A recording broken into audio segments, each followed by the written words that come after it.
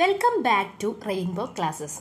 10ാം ക്ലാസ്സിലെ ബയോളജിയിലെ ആദ്യത്തെ ചാപ്റ്റർ ആയിട്ടുള്ള ജീവന്റെ ജനിതകം എന്ന് പറയുന്ന ചാപ്റ്ററിലെ 2ാമത്തെ പാർട്ടാണ് ഇത്. ആദ്യത്തെ പാർട്ട് കണ്ടിട്ടില്ല എന്നുണ്ടെങ്കിൽ അത് കണ്ടിട്ട് മാത്രം 2ാമത്തെ പാർട്ട് കാണുക. നമുക്ക് ചാപ്റ്ററിലോട്ടേക്ക് പോകാം. ആദ്യത്തെ പാർട്ടിൽ നമ്മൾ ഡിസ്കസ് ചെയ്തത് DNA എവിടെയാണ് കാണുന്നത്, DNA സ്ട്രക്ചർ എങ്ങനെയാണ്, പിന്നെ DNA ബേസിക് യൂണിറ്റ് ആയിട്ടുള്ള ന്യൂക്ലിയോടൈഡ് യൂസ് ചെയ്തിട്ട് എങ്ങനെയാണ് DNA ഉണ്ടാക്കുന്നത് എന്നൊക്കെ പറഞ്ഞിട്ടാണ് നമ്മൾ 1ാമത്തെ ചാപ്റ്റർ അവസാനിപ്പിച്ചത്. ഇനി പഠിക്കാനുള്ളത് DNA എങ്ങനെയാണ് ക്രോമസോംസിൻ്റെ ഉള്ളിൽ പാക്ക് ചെയ്തിരിക്കുന്നത് എന്നുള്ള കാര്യമാണ് നമ്മൾ ഈ പാർട്ടിൽ പഠിക്കാൻ പോകുന്നത്. അതിനു മുമ്പ് തന്നെ നമുക്ക് ടെക്സ്റ്റ് ബുക്കിൽ നിങ്ങൾക്ക് ഒരു ക്വസ്റ്റ്യൻ തന്നിട്ടുണ്ട്. ആ ക്വസ്റ്റ്യനിലൂടെ നമുക്ക് ഈ ചാപ്റ്ററിലോട്ട് പോകാം. ക്വസ്റ്റ്യൻ ഇങ്ങനെയാണ്: ഇത്രയും വലിയ DNA കുഞ്ഞു കോശങ്ങളിലെ ക്രോമസോമുകളിൽ ഉൾക്കൊള്ളിച്ചിരിക്കുന്നത് എങ്ങനെയാണ്? ശരിയാണ്. DNA എന്ന് പറയുന്നത് എവിടെയാണ് കാണുന്നത്? DNA എന്ന് പറയുന്നത് ക്രോമസോംസിലാണ് കാണുന്നത്. അപ്പോൾ ഈ DNA എന്ന് പറയുന്ന ഈ നമ്മുടെ സെല്ലിൻ്റെ ഉള്ളിലെ കോശങ്ങൾക്കുള്ളിലാണ് എന്തെന്ന് കാണുന്നത്? ക്രോമസോംസ് കാണുന്നത്. നമുക്കറിയാം സെല്ലെന്ന് പറയുന്നത് ഏറ്റവും ചെറിയ ഒരു മോളിക്യൂളാണ്, അല്ലെങ്കിൽ ഏറ്റവും ചെറിയൊരു സംഭവമാണ് സെല്ലെന്ന് പറയുന്നത്. ആ സെല്ലിൻ്റെ ഉള്ളിലെ ന്യൂക്ലിയസിൻ്റെ ഉള്ളിലെ ക്രോമസോംസിൻ്റെ ഉള്ളിലാണ് DNA പാക്ക് ചെയ്തിരിക്കുന്നത്. അപ്പോൾ എങ്ങനെയായിരിക്കാം ഇത്രയും ചെറിയ ഒരു സ്ഥലത്ത് DNA എന്ന് പറയുന്നത് ഏകദേശം ഒരു DNA തന്നെ ഏകദേശം 2 മീറ്ററോളം നീളമുണ്ട്. അപ്പോൾ ഇത്രയും ചെറിയ ഒരു സ്പേസിൽ എങ്ങനെയായിരിക്കും ഈ DNA പാക്ക് ചെയ്തിട്ടുണ്ടാവുക എന്നുള്ള ഒരു സംശയമാണ് ഈ കുട്ടി ചോദിക്കുന്നത്. ഈ കുട്ടി ചോദിച്ച സംശയം നമുക്ക് എല്ലാവർക്കും തോന്നുന്ന ഒരു സംശയമാണ് അല്ലേ? അപ്പം അതിനുള്ള ഉത്തരമാണ് നമ്മൾ ഈ ഒരു പാർട്ടിൽ പറയുന്നത്. അപ്പോൾ ഇവിടെ നിങ്ങൾക്ക് ടെക്സ്റ്റ് ബുക്കിൽ DNA വലിപ്പം എന്ന് പറഞ്ഞിട്ട് ഒരു സംഭവം പറഞ്ഞിട്ടുണ്ട്. അതൊന്ന് വായിച്ചു നോക്കാം. ഓരോ ക്രോമസോമിലെയും DNAക്ക് ഏകദേശം 2 ഇഞ്ച് നീളമുണ്ടാകും. അതായത് നമുക്ക് എല്ലാവർക്കും അറിയാം ക്രോമസോംസിൻ്റെ ഉള്ളിലാണ് DNA കാണുന്നത്. അപ്പോൾ ഓരോ ക്രോമസോംസിലെ DNAക്ക് 2 ഇഞ്ച് എന്ന് പറയുമ്പോൾ ഏകദേശം 5 സെൻറ്റിമീറ്ററോളം നീളമുണ്ടാകുമെന്നാണ് പറയുന്നത്. ഒരു മനുഷ്യരിലെ 46 ക്രോമസോമുകളിലെയും DNAകൾ ചേർന്നാൽ ഏകദേശം 6 അടി നീളം വരും. അതായത് നമുക്ക് എല്ലാവർക്കും അറിയാം മനുഷ്യ ശരീരത്തിൽ 46 ക്രോമസോംസ് ഉണ്ട്. 46 ക്രോമസോംസ് എന്ന് വെച്ച് കഴിഞ്ഞാൽ 23 പെയർ 23 പെയർ ക്രോമസോംസ് ആണ് ആരിലുള്ളത്? മനുഷ്യനിലുള്ളത്. ഈ 46 ക്രോമസോംസുകളിലെയും DNA എണ്ണം നോക്കിക്കഴിഞ്ഞാൽ, വലിപ്പം നോക്കിക്കഴിഞ്ഞാൽ അത് 6 അടി നീളമുണ്ടാകും. ഏകദേശം 2 മീറ്ററോളം നീളമായിരിക്കും ഉണ്ടാകുക. അതായത് ഒരു ഒരു ക്രോമസോംസിലുള്ള ഒരു DNAയുടെ നീളം ഏകദേശം 2 ഇഞ്ചാണ്. അതായത് 5 സെൻറ്റിമീറ്റർ ആണ്. നമ്മുടെ മനുഷ്യന്റെ ശരീരത്തിൽ ഏകദേശം എത്ര ക്രോമസോംസ് ഉണ്ട്? ഏകദേശം അല്ല, 46 ക്രോമസോംസ് ഉണ്ട്. ഈ 46 ക്രോമസോംസിലുള്ള DNAയുടെ വലിപ്പം നോക്കിക്കഴിഞ്ഞാൽ അത് ഏകദേശം 2 മീറ്ററോളം വരും. അപ്പം നമുക്കറിയാം മനുഷ്യ ശരീരം ഉണ്ടാക്കിയിരിക്കുന്നത് കോശങ്ങൾ കൊണ്ടാണെന്നറിയാം. എത്ര കോശങ്ങൾ ഉണ്ട്? കോടിക്കണക്കിന് കോശങ്ങൾ കൊണ്ട് നമ്മുടെ മനുഷ്യ ശരീരം ഉണ്ടാക്കിയിരിക്കുന്നതാണ്. അപ്പോൾ ആ കോടിക്കണക്കിന് കോശങ്ങളിൽ ഉള്ളിലുള്ള ക്രോമസോംസിൻ്റെ ഉള്ളിലുള്ള DNAയുടെ എല്ലാത്തിൻ്റെയും വലിപ്പം നോക്കിക്കഴിഞ്ഞാൽ ഏകദേശം 1 ബില്യൺ, അതായത് 100 കോടി വലിപ്പം വരുമെന്നാണ് പറയുന്നത്. 100 കോടി മൈൽ വരുമെന്നാണ് പറയുന്നത്.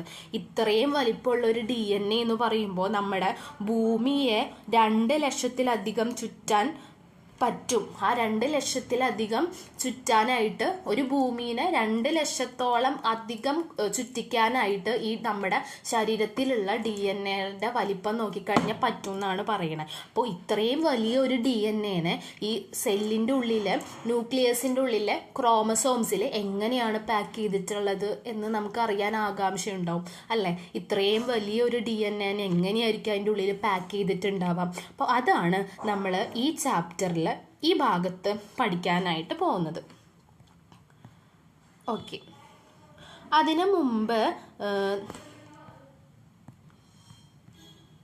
മുമ്പ് നമുക്ക് പഠിക്കേണ്ട സംഭവമാണ് എന്താണ് ക്രോമസോംസ് എന്ന് വെച്ച് കഴിഞ്ഞാൽ? ക്രോമസോംസ് എന്ന് പറഞ്ഞു കഴിഞ്ഞാൽ ഈ കാണുന്ന സ്ട്രക്ചറാണ് എന്തെന്ന് പറയണത് ക്രോമസോംസ് എന്ന് പറയുന്നത്. ഈ ക്രോമസോംസിൽ ഈ വരയ്ക്കുന്നത് ഒരു ക്രോമാറ്റിഡാണ്. അടുത്തത് കാണുന്ന ഈ ഒരു ഭാഗം എന്ന് പറയുന്നത് അടുത്ത ക്രോമാറ്റിഡുകളാണ്. ഇതും ഒരു ക്രോമാറ്റിഡാണ്, അതേപോലെ തന്നെ ഇതും ഒരു ക്രോമാറ്റിഡാണ്. ഈ രണ്ട് ക്രോമാറ്റിഡുകളെയും കൂടി ജോയിൻ ചെയ്യുന്ന ഭാഗമുണ്ട്. ആ ഭാഗത്തിനെ വിളിക്കുന്ന പേരാണ് എന്തെന്ന് പറയുന്നത്? സെൻട്രോമിയർ എന്ന് പറയുന്നത്. അപ്പോൾ നമ്മുടെ ഒരു ക്രോമസോംസിൽ രണ്ട് ക്രോമാറ്റിഡ് ഉണ്ട്. ഇതാണ് ഫസ്റ്റത്തെ ക്രോമാറ്റിഡ്. അടുത്ത ക്രോമാറ്റിഡാണ് ഈ കാണുന്നത്.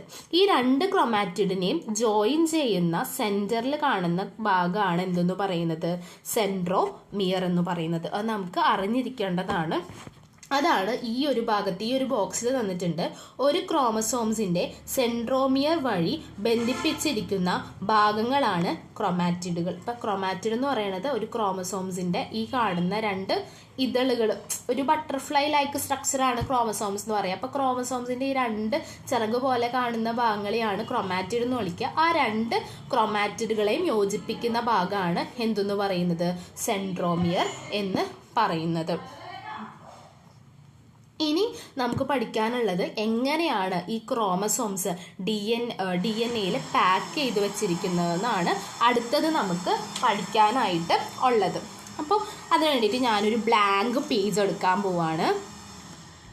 അതായത് നമ്മുടെ ക്രോമസോംസ് പാക്ക് ചെയ്തിരിക്കുന്നത്, ക്രോമസോംസിൽ DNA ഒരു സംഭവമാണ് ഹിസ്റ്റോൺ പ്രോട്ടീൻ.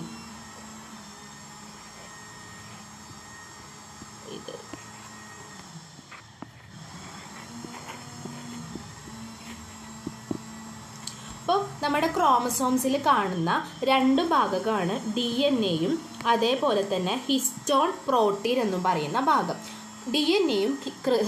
ഹിസ്റ്റോൺ പ്രോട്ടീൻ എന്ന് പറയുന്ന രണ്ട് ഭാഗം വെച്ചിട്ടാണ് നമ്മുടെ എന്തുണ്ടാക്കിയിരിക്കുന്നത്? ക്രോമസോംസ് ഉണ്ടാക്കിയിരിക്കുന്നത്.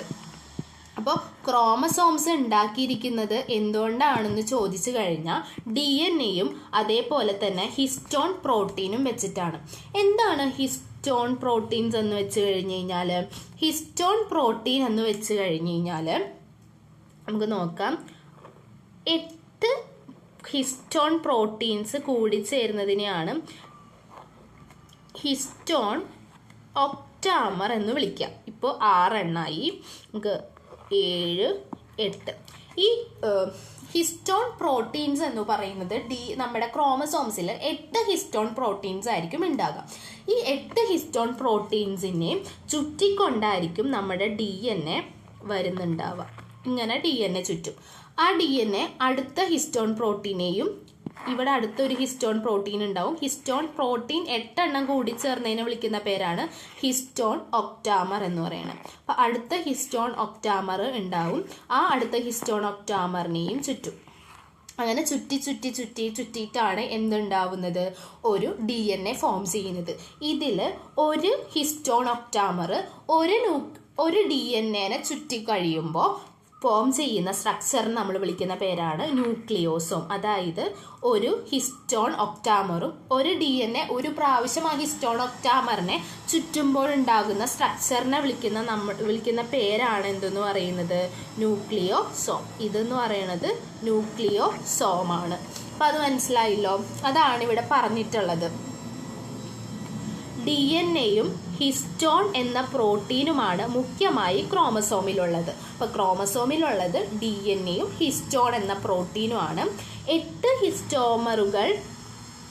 ഹിസ്റ്റോമറുകൾ ഒന്നിച്ചു ചേർന്ന് ഹിസ്റ്റോൺ ഒക്ടാമർ രൂപപ്പെടുന്നു. അപ്പോൾ നമ്മൾ പറഞ്ഞിട്ടുണ്ടായിരുന്നു ഹിസ്റ്റോൺ ഒക്ടാമർ എന്താണെന്ന്. ഹിസ്റ്റോൺ ഒക്ടാമർ എന്ന് വെച്ച് കഴിഞ്ഞാൽ എത്ര എണ്ണം?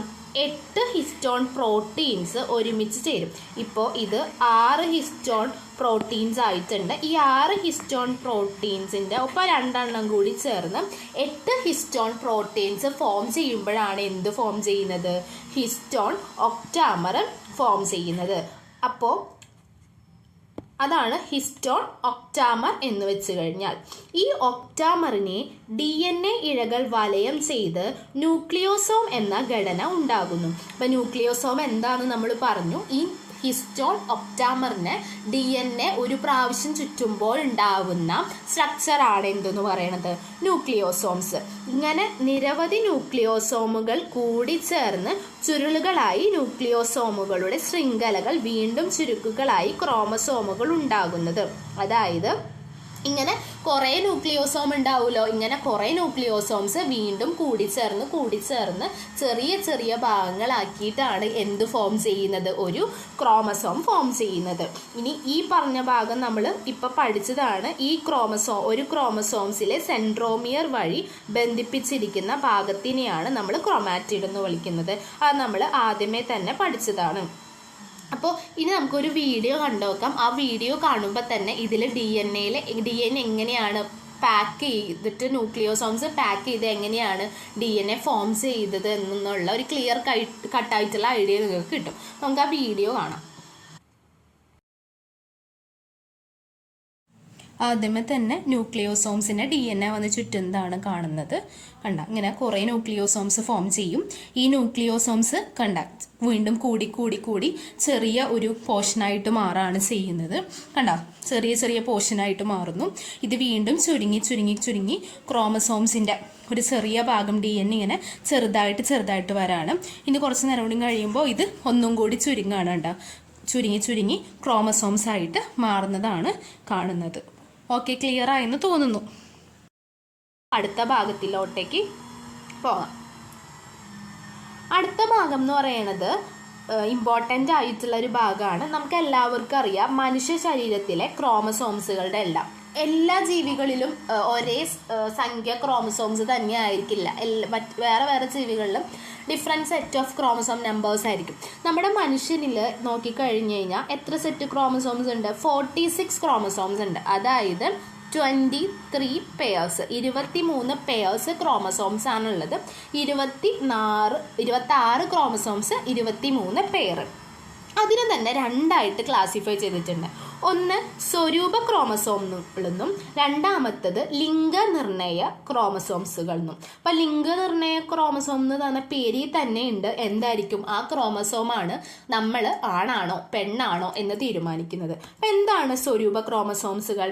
സ്വരൂപ ക്രോമസോം എന്ന് വെച്ച് കഴിഞ്ഞാൽ ശാരീരിക സവിശേഷതകളെ നിയന്ത്രിക്കുന്ന ക്രോമസോമുകളാണ് സ്വരൂപ ക്രോമസോംസുകൾ. ആകെ 46 ക്രോമസോംസുകളിലുള്ളത് 22 ജോഡി എന്താണ് സ്വരൂപ ക്രോമസോംസുകളാണ്. 22 ജോഡി എന്ന് പറയുമ്പോൾ എത്ര എണ്ണം? 44 എണ്ണം. ആകെ 46 ക്രോമസോംസുകളിൽ 44 എണ്ണം എന്താണ്? സ്വരൂപ ക്രോമസോംസുകളാണ്. ബാക്കി എത്ര ഉണ്ട്? ബാക്കി 2 എണ്ണമുള്ളത്. ആ 2 എണ്ണം എന്താണ്? ലിംഗനിർണയ ക്രോമസോംസുകളാണ്. അത് മനസ്സിലായോ? ഒരുപോലെയുള്ള 2 ക്രോമസോമുകൾ ചേർന്നാണ് സ്വരൂപ ക്രോമസോമുകൾ ഫോം ചെയ്യുന്നത്. അതായത് ഇവിടെ ഒരു ഫിഗർ കൊടുത്തിട്ടുണ്ട്. ഇതെന്ന് പറയുന്നത് ഈ കാണുന്നത് ഒക്കെ സ്വരൂപ ക്രോമസോംസുകളാണ്. ഈ സ്വരൂപ ക്രോമസോംസുകളിലുള്ള ഇതൊരെണ്ണം, ഇതും ഒരെണ്ണം.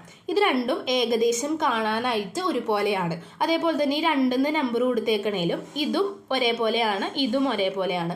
അപ്പോൾ ഒരുപോലെയുള്ള 2 ക്രോമസോംസുകൾ ചേർന്നിട്ടാണ് എന്ത് ഫോം ചെയ്യുന്നത്? സ്വരൂപ ക്രോമസോംസുകൾ ഫോം ചെയ്യുന്നത്. അതുകൊണ്ട് ഇതിനെ നമ്മൾ ഹോമലോഗസ് ക്രോമസോംസ് എന്ന് വിളിക്കും, അല്ലെങ്കിൽ സമരൂപ ക്രോമസോമുകൾ എന്ന് വിളിക്കും. ഈ 2 ക്രോമസോംസുകൾ ചേർന്നിട്ടാണ് സ്വരൂപ ക്രോമസോംസുകൾ ഫോം ചെയ്യുന്നു എന്ന് പറഞ്ഞു. ഇതിൽ ഒരെണ്ണം മാതാവിൽ നിന്ന് കിട്ടിയതായിരിക്കും, അതായത് അമ്മയിൽ നിന്ന് കിട്ടിയതായിരിക്കും. വേറെ രണ്ടാമത്തെന്ന് പറയുന്നത് പിതാവിൽ നിന്നും ലഭിച്ചതായിരിക്കും. അപ്പം അത്രയേ ഉള്ളൂ സ്വരൂപ ക്രോമസോംസ് എന്ന് വെച്ച് കഴിഞ്ഞാൽ. സ്വരൂപ ക്രോമസോംസ് ആണ് നമ്മുടെ ശാരീരിക സവിശേഷതകളെ നിർണ്ണയിക്കുന്നത്. 46 ക്രോമസോംസ് ഉള്ളതിൽ 44 എണ്ണം എന്താണ്? സ്വരൂപ ക്രോമസോംസ് ആണ്, അതായത് 22 പെയർസ്. ഇവർ രണ്ടുപേരും, അതായത് 2 എണ്ണം കൂടി ചേർന്നിട്ടാണ് ഒരു സ്വരൂപ ക്രോമസോം ഫോം ചെയ്യുന്നത്. അതുകൊണ്ട് അവർ രണ്ടുപേരും എന്തായിരിക്കും? ഒരുപോലെ ആയിരിക്കും കാണാനായിട്ട്. അതുകൊണ്ട് അവരെ സമരൂപ ക്രോമസോംസ് അല്ലെങ്കിൽ ഹോമലോഗ ക്രോമസോംസ് എന്ന് വിളിക്കും. ഈ ക്രോമസോംസിൽ ഒരെണ്ണം മാതാവിൽ നിന്ന് കിട്ടിയതോ രണ്ടാമത്തത് അച്ഛനിൽ നിന്നും കിട്ടിയതായിരിക്കും. ഇനി അടുത്തതാണ് ലിംഗനിർണയ ക്രോമസോംസ്. ലിംഗനിർണയ ക്രോമസോംസ് പേരിൽ തന്നെയുണ്ട്. നമ്മൾ ആണാണോ പെണ്ണാണോ എന്ന് നിർണ്ണയിക്കുന്ന ക്രോമസോംസ് ആണ് എന്തെന്ന് പറയുന്നത് ലിംഗനിർണയ ക്രോമസോംസ് ഓർ സെക്സ് ക്രോമസോം എന്ന് പറയുന്നത്. ലിംഗനിർണയത്തിന് കാരണമാകുന്ന ക്രോമസോംസുകളാണ് ഇവർ. ലിംഗനിർണയത്തിന് കാരണമാകുന്ന ക്രോമസോംസുകൾ ഇവ 2 തരമുണ്ട്. നമ്മൾ പറഞ്ഞു 44 എണ്ണം എന്താണ് സ്വരൂപ ക്രോമസോംസ് ആണ്, ബാക്കി 2 എണ്ണം എന്താണ് ലിംഗനിർണയ ക്രോമസോംസ് ആണ്. അത് ഏതൊക്കെയാ ലിംഗനിർണയ ക്രോമസോംസ്? ഒന്ന് എക്സ് ക്രോമസോംസ്, ഒന്ന് വൈ ക്രോമസോംസ്.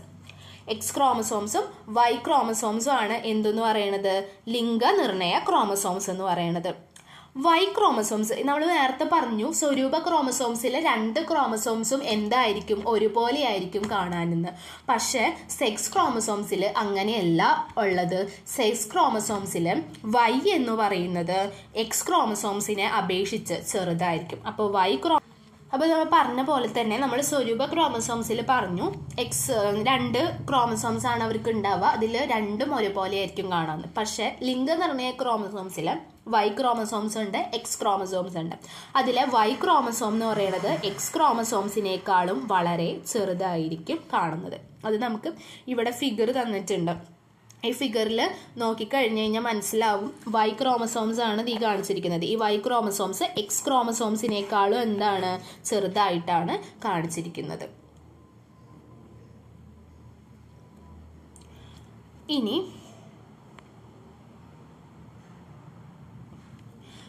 വൈ ക്രോമസോംസ് ഉണ്ട്. ആ വൈ ക്രോമസോംസിൽ ഒരു ജീൻ ഉണ്ട്. ആ ജീനിന്റെ പേരാണ് SRY ജീൻ. ആ SRY ജീനാണ് ആൺകുട്ടികളിൽ കാണുന്ന വൃഷണങ്ങളുടെ വികാസത്തിന് കാരണമാകുന്നത്. അത് എന്താണ് വൈ ക്രോമസോംസിൽ കാണുന്ന SRY ജീനാണ് വൃഷണങ്ങളുടെ വികാസത്തിന് കാരണമാകുന്നതെന്നും പറഞ്ഞിട്ടുണ്ട്. അപ്പോൾ അത് മനസ്സിലായല്ലോ. ഇനി നമുക്ക് അടുത്ത പേജ് നോക്കാം. അടുത്ത പേജിൽ ഞാൻ പറഞ്ഞതാണ് ഈ പേജ്, എന്നാലൊന്നും കൂടി നോക്കാം. അടുത്ത പേജിൽ നമുക്ക് സ്വരൂപ ക്രോമസോംസ് 22 സ്വരൂപ ക്രോമസോംസ് ഉണ്ടെന്ന് പറഞ്ഞു. കണ്ട 22 ടൈപ്പ് സ്വരൂപ ക്രോമസോംസ് ഉണ്ട്. ഇവരെല്ലാവരും പെയറായിട്ടാണ് കാണുന്നത്. ഇതിൽ ഒരെണ്ണം അച്ഛനിൽ നിന്ന് കിട്ടിയതും ഒരെണ്ണം അമ്മയിൽ നിന്നും കിട്ടിയതായിരിക്കും. ഇവർ 2 പേരും ഒരുപോലെ ആയിരിക്കും കാണാൻ. അതുകൊണ്ട് നമ്മൾ അവരെ ഹോമോലോഗസ് ക്രോമസോംസ് എന്ന് വിളിച്ചു. ഈ 2 സെറ്റാണ് എന്തെന്ന് പറയുന്നത് ലിംഗനിർണയ ക്രോമസോംസ് എന്ന് പറയുന്നത്. അതിൽ എക്സ് വൈയും എക്സും ആയിട്ട് കാണപ്പെടാം. അതെന്ന് പറയുന്നത് എത്ര എണ്ണമായിരിക്കും? 2 എണ്ണമാണ് സ്വരൂപ ക്രോമസോംസ് എന്ന് പറയുന്നത്. 2 എണ്ണം. ഓക്കെ ആണല്ലോ.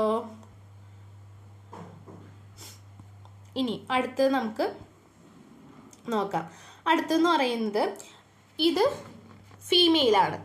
ഫീമെയില് നമ്മൾ പറഞ്ഞു 44 എണ്ണം 44 എണ്ണം സ്വരൂപ ക്രോമസോംസ് ഉണ്ട്. 2 എണ്ണം എന്ന് പറയുന്നത് എന്താണ് സെക്സ് ക്രോമസോംസ് ആണ്. അപ്പം 44 പ്ലസ് എക്സ് പ്ലസ് എക്സ് എന്ന് എഴുതുന്നത് എന്തായിരിക്കും? ഫീമെയിൽ ആയിരിക്കും. 44 പ്ലസ് XY എന്ന് എഴുതി കഴിഞ്ഞാൽ അത് എന്തായിരിക്കും? മെയിലായിരിക്കും. അപ്പോൾ 44 പ്ലസ് എക്സ് എന്നാണ് എഴുതുന്നതെങ്കിൽ അതായത് മെയിലിന് 2 സെക്സ് ക്രോമസോംസ് 2ഉം XX ആയിരിക്കും. ഇനി 44 പ്ലസ് XY എന്ന് വെച്ചാൽ എന്താ? മെയിലില് എപ്പോഴും എന്തായിരിക്കും? 2ഉം, അതായത് സെക്സ് ക്രോമസോംസ് എക്സും വൈയും ഉണ്ടാകും. ഫീമെയിൽ ആണെങ്കിൽ സെക്സ് ക്രോമസോംസ് 2ഉം എക്സും ആയിരിക്കും. മെയിലില് എക്സും വൈയും ആയിരിക്കും എന്തെന്ന് പറയുന്നത് സെക്സ് ക്രോമസോംസ് എന്ന് പറയുന്നത്. ഇനി എന്താണ് ജീൻ എന്നാണ് നമ്മൾ പഠിക്കാൻ പോകുന്നത്. എന്താണ് ജീൻ? നമ്മൾ ഇത്രയും നേരം പഠിച്ചുകൊണ്ടിരുന്നത് ക്രോമസോംസിന്റെ ഒരു ചെറിയ ഭാഗമാണ് ജീൻ എന്നാണ് പഠിച്ചത്. ഇപ്പോൾ ജീൻ എന്താണ്, ജീനിന്റെ പ്രത്യേകതകൾ എന്താണ് എന്നാണ് നമുക്ക് പഠിക്കാനുള്ളത്. ജീൻ DNA-യിലെ നിശ്ചിത ന്യൂക്ലിയോടൈഡുകളുടെ ശ്രേണിയാണ് ജീൻ. നമ്മളെപ്പോഴും അറിയാം ഇതാണ് നമ്മൾ കണ്ട DNA എന്ന് പറയുന്നത്. ആ DNA-യിൽ ഒരു ചെറിയ ഒരു ഭാഗം കണ്ട ഒരു നിശ്ചിത ന്യൂക്ലിയോടൈഡുകളുടെ, നമുക്കറിയാം DNA ന്യൂക്ലിയോടൈഡ് വെച്ചിട്ടാണ് ഉണ്ടാക്കിയിരിക്കുന്നതെന്ന്. അപ്പോൾ ആ ന്യൂക്ലിയോടൈഡിന്റെ ഒരു ചെറിയ DNA-യിലെ ഒരു ചെറിയ ഭാഗത്തിനെയാണ് നമ്മൾ എന്തെന്ന് വിളിക്കാം? ജീൻ എന്ന് വിളിക്കാം. ജീനുകളുടെ നിർദ്ദേശമനുസരിച്ച് നിർമ്മിക്കുന്ന പ്രോട്ടീനുകളാണ് സ്വഭാവ സവിശേഷതകൾ രൂപപ്പെടുത്തുന്നതും മെറ്റാബോളിക് പ്രവർത്തനങ്ങൾ നിയന്ത്രിക്കുന്നതും. അതായത് നമുക്കറിയാം ജീനുകളാണ് നമ്മുടെ ശരീരത്തിൽ എന്തുണ്ടാക്കുന്നത്, നമ്മുടെ ശരീരത്തിലെ സ്വഭാവങ്ങളെ നിർണ്ണയിക്കുന്നത് ജീനുകളാണ്. അപ്പോൾ ജീനുകൾ ആ സ്വഭാവത്തിന് അനുസൃതമായിട്ടുള്ള പ്രോട്ടീൻസ് ആണ് റിലീസ് ചെയ്യുന്നത്. ആ പ്രോട്ടീൻസിനെ നിർമ്മിക്കുന്നത് ജീനുകളാണ്. അതേപോലെ തന്നെ നമ്മുടെ ശരീരത്തിലെ മെറ്റാബോളിക് പ്രവർത്തനങ്ങളെ നിയന്ത്രിക്കുന്നത് എന്താണ്, ജീനാണെന്നാണ് പറയുന്നത്. ഇപ്പം ജീൻ എന്താണെന്ന് ചോദിച്ചു കഴിഞ്ഞ് കഴിഞ്ഞാൽ ഇത്രയും ഭാഗം എന്ത് എഴുതി വെക്കണം. ഇപ്പോൾ ഇവിടെ നമ്മൾ നേരത്തെ പഠിച്ച പോലെ തന്നെ ഒരു ഇതാണ് ക്രോമസോംസിൻ്റെ സെപ്പറേറ്റ് ചെയ്ത് കഴിഞ്ഞ് കഴിഞ്ഞാൽ നമുക്ക് കാണുന്നതാണ് ഡി എൻ എയിലെ ഒരു ഭാഗം എടുത്തു കഴിഞ്ഞതാണ് ജീൻ. കണ്ടോ, ഇതൊരു ജീനാണ്, ഇതൊരു ജീനാണ്. ആ ജീനിനെ നമ്മൾ നോക്കിക്കഴിഞ്ഞ് കഴിഞ്ഞാൽ അതിലെന്ത് കാണാം, ന്യൂക്ലിയോ ടൈഡുകൾ കാണാം അല്ലേ. അപ്പോൾ അത് മനസ്സിലായല്ലോ, ഇത്രേ ഉള്ളൂ. ഇനി നമുക്ക് പഠിക്കാനുള്ളത്, നമ്മൾ ഡി എൻ എനെ പറ്റിയിട്ടാണ് പഠിച്ചുകൊണ്ടിരുന്നത് ഇത്ര നേരം. ഇനി നമുക്ക് പഠിക്കാനുള്ള ഒരാളും കൂടി ഉണ്ട്, അതാണ് RNA. എന്താണ് ഡി എൻ എയുടെ ഫുൾ ഫോം എന്ന് പറയുന്നത്? ഡി എൻ എയുടെ full form deoxy റൈബോ nucleic acid എന്നായിരുന്നു. പക്ഷെ RNAയുടെ ഫുൾ ഫോം എന്ന് പറയുന്നത് റൈബോ ന്യൂക്ലിക് ആസിഡ് എന്നാണ്. ഡി എൻ എയുടെ ഫുൾ ഫോം എന്ന് പറയുന്നത് ഡിയോക്സി റൈബോ ന്യൂക്ലിക് ആസിഡ് ആയിരുന്നു എന്നുണ്ടെങ്കിൽ RNAയുടെ ഫുൾ ഫോം എന്ന് പറയുന്നത് റൈബോ ന്യൂക്ലിക് ആസിഡ് ആണ്. നമ്മളെല്ലാവരും പഠിച്ചിട്ടുണ്ടായിരുന്നു ഡി എൻ എ എന്ന് പറയുന്നത് ഡബിൾ സ്ട്രാൻഡ് ആണ്, അതായത് 2 ഇഴകളുണ്ട് എന്ന് പഠിച്ചിട്ടുണ്ടായിരുന്നു. പക്ഷെ RNAയിൽ അങ്ങനെയല്ല. RNAക്ക് ഒരു സ്ട്രാൻഡേ ഉള്ളൂ, ഒരു ഇഴ മാത്രമേ ഉള്ളൂ. മനസ്സിലാണല്ലോ എന്നാണ് പറയുന്നത്. ഡി എൻ എ പോലെയുള്ള മറ്റൊരു ന്യൂക്ലിക് ആസിഡാണ് RNA എന്ന് പറയുന്നത്. ഇവയും എന്തുകൊണ്ട് നിർമ്മിതമാണ്? ന്യൂക്ലിയോടൈഡ് കൊണ്ട് തന്നെയാണ് ഇവരും ഉണ്ടാക്കിയിരിക്കുന്നത്. RNA ന്യൂക്ലിയോടൈഡ് കൊണ്ട് തന്നെയാണ് ഉണ്ടാക്കിയിരിക്കുന്നത്, DNA പോലെ തന്നെ. ഇനി നമ്മൾ ഡി എൻ എയിൽ അവരുടെ പഞ്ചസാരയ്ക്ക് ഒരു പേര് പഠിച്ചിട്ടുണ്ടായിരുന്നു, ഡിയോക്സി റൈബോസ് പഞ്ചസാര എന്ന്. പക്ഷെ RNAയിലുള്ള പഞ്ചസാര എന്ന് പറയുന്നത് റൈബോസ് പഞ്ചസാരയാണ്. ഡി എൻ എയിലുള്ള പഞ്ചസാരയുടെ പേര് എന്തായിരുന്നു? ഡിയോക്സി റൈബോസ് പഞ്ചസാര. ബട്ട് RNAയിലുള്ള പഞ്ചസാരയുടെ പേരെന്ന് പറയുന്നത് റൈബോസ് പഞ്ചസാര. ഡി എൻ എയിലുള്ള പോലെ തന്നെയാണ് ബാക്കിയും. ഫോസ്ഫേറ്റ് ഗ്രൂപ്പ് ഉണ്ട്, പിന്നെ എന്തുണ്ടാവും, ഒരു നൈട്രജൻ ബേസും ഉണ്ടാവും. നമ്മൾ ഡി എൻ എയിൽ പഠിച്ചിട്ടുള്ള ന്യൂക്ലിയോടൈഡ്സ് ഏതൊക്കെയായിരുന്നു? അഡിനിൻ, തൈമിൻ, ഗ്വാനിൻ, സൈറ്റോസിൻ എന്നാണ്. പക്ഷെ ഇവിടെ ഉള്ള ന്യൂക്ലിയോടൈഡ്സ്, RNAയിലുള്ള ന്യൂക്ലിയോടൈഡ്സ് എന്ന് പറയുന്നത് അഡിനിൻ, ഗ്വാനിൻ, യുറാസിൽ, സൈറ്റോസിൻ. ഇവിടെ ഏത് ന്യൂക്ലിയോടൈഡ് ഇല്ലാത്ത? ഡി എൻ എയിലുള്ള തൈമിൻ ഇവിടെ ഇല്ല. തൈമിന് പകരമായിട്ട് കാണുന്ന ന്യൂക്ലിയോടൈഡാണ് ഇവിടെ എന്ന് പറയുന്നത് യുറാസിൽ എന്ന് പറയുന്നത്.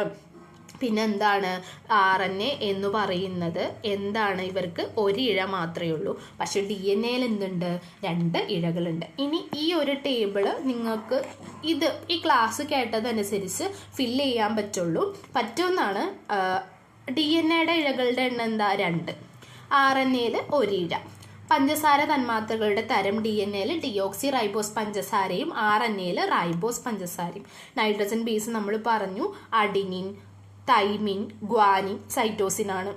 RNAയിൽ എന്ത് വരും? അഡിനിൻ, ഗ്വാനിൻ, യുറാസിൽ, സൈറ്റോസിൻ വരും.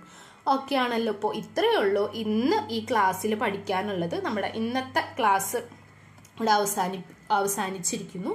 അപ്പോൾ മനസ്സിലായെന്ന് വിചാരിക്കുന്നു. ക്ലാസ് മനസ്സിലായിട്ടുണ്ടെങ്കിൽ please to subscribe and please support.